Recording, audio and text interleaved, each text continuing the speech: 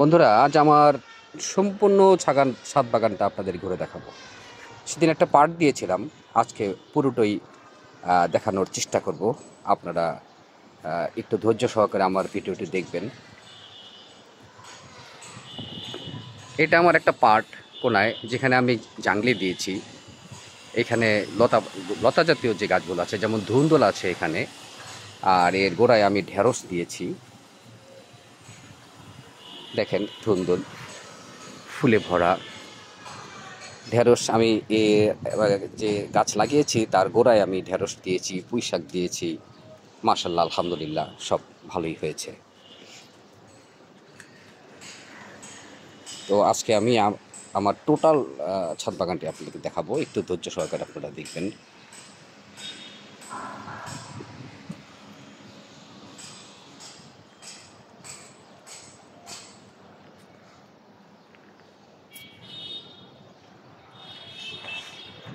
সব অর্গ্যানিক, এখানে কোনো সার নেই, কীটনাশক নেই, মেডিসিন নেই। জাস্ট সবজি যে উচ্ছিষ্ট থাকে রান্নাঘরের সেই টুকরো, তারপর হচ্ছে গোবর সার। আমি এগুলো নতুন দিয়েছি, এইটা মনে হয় বাঁচবে না, যাক অসুবিধা নেই। দেখেন, এটা এক জাতের কচু, খুবই সুস্বাদু। এটা অনেক বড় হয় নিচে, মেহেদি। দেখেন, মরিচ আছে এখানে। আমি বরবটির একটা নতুন চারা দিয়েছি, এটা হচ্ছে। এই কচুটা অনেক বড় এবং এটা খুবই সুস্বাদু। লেবু আবার এসছে, দেখেন, গুল ছোটোভাবে দেখা যাচ্ছে। লেবু আবার ধরেছে। মেহেদি গাছ, আম গাছ, এখানেও লেবু গাছ।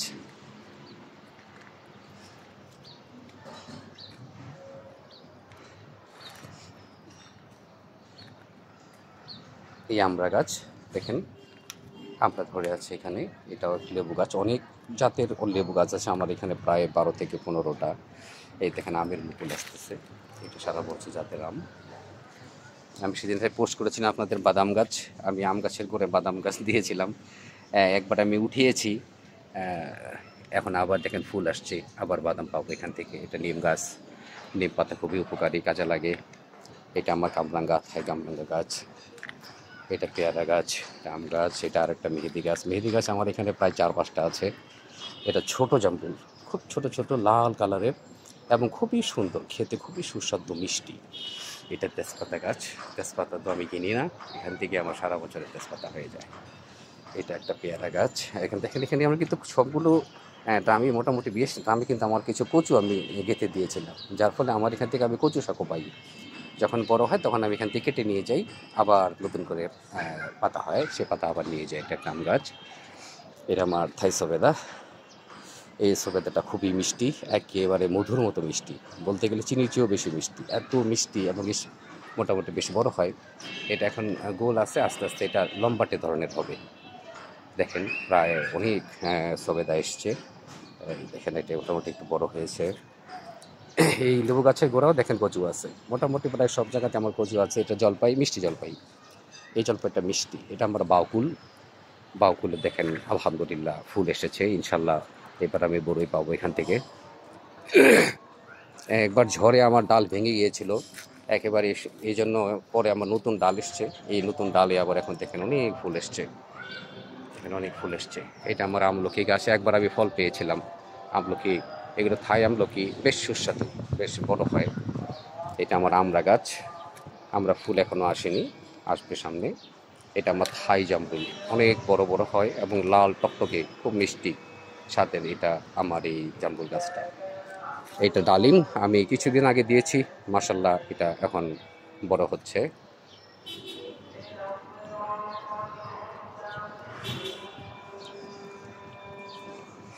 দেখেন, আমার ওখানে তেঁতুল গাছ আছে একটা, এটা মিষ্টি তেঁতুল। তেঁতুলটা মিষ্টি হয়। এটা আমার কমলা গাছ, দুই একটা কমলা এখনো আছে। এটা আমার থাই আম, আমি আপনাদেরকে একবার ভিডিও দিয়েছিলাম, আমও দেখিয়েছি, খুব সুন্দর ফ্লেভারের আম হয়। এটা আমার পেঁপে গাছ, পেঁপে ধরে আছে। এখানে আমি কিছু ছোট ছোট, এটা আমার স্ট্রবেরি ক্যারেট, স্ট্রবেরি দিয়েছিলাম, এখন তো সিজন না, নেক্সট আবার পাবো। এখানে একটা করলা গাছ আছে, এটা স্ট্রবেরি, এটাও স্ট্রবেরি। দেখেন, সব জায়গাতে আমার এই কচু হয়ে আছে। এই কচু পাতাগুলো আমি নিয়ে যাই বড় হলে, আবার এটা আমার কাঁচা হলুদ গাছ, এখান থেকে আমি কাঁচা হলুদটা সংগ্রহ করি। এটা আমার একটা পুরোটা আমি কচু দিয়েছি, কচুর ক্রেট। এখানে একটা পুঁইশাক হয়ে গেছে এমনি এমনি, দেখেন বেশ ভালোই হয়েছে পুঁইশাক। এটা আমার সাজনা গাছ, এই সাজনা গাছের গোড়াতেও দেখেন পুঁইশাক হয়ে গেছে। এটা আমার সিডলেস লেবু, এই লেবুতে বীজ হয় না, হ্যাঁ, মোটামুটি বড় সাইজের হয় বা ভালো লেবু। এটা আমার ব্যানানা আম, এটা ব্যানানা লম্বাটে এক জাতের একটা আম, খুবই সুন্দর, খুবই সুস্বাদু। এখানেও আমি একটা গামলাতে দিয়েছি হলুদ। এটা আমার ড্রাগন ফলের গাছ। এটা আমার একটা করল্লা গাছ। এখানে হ্যাঁ দেখেন, এখানে আবার একটা ধুন্দুলের বীজ পড়েছিল হয়তো কোনোভাবে, সেখান থেকে ধুন্দুলের গাছ হয়ে গেছে।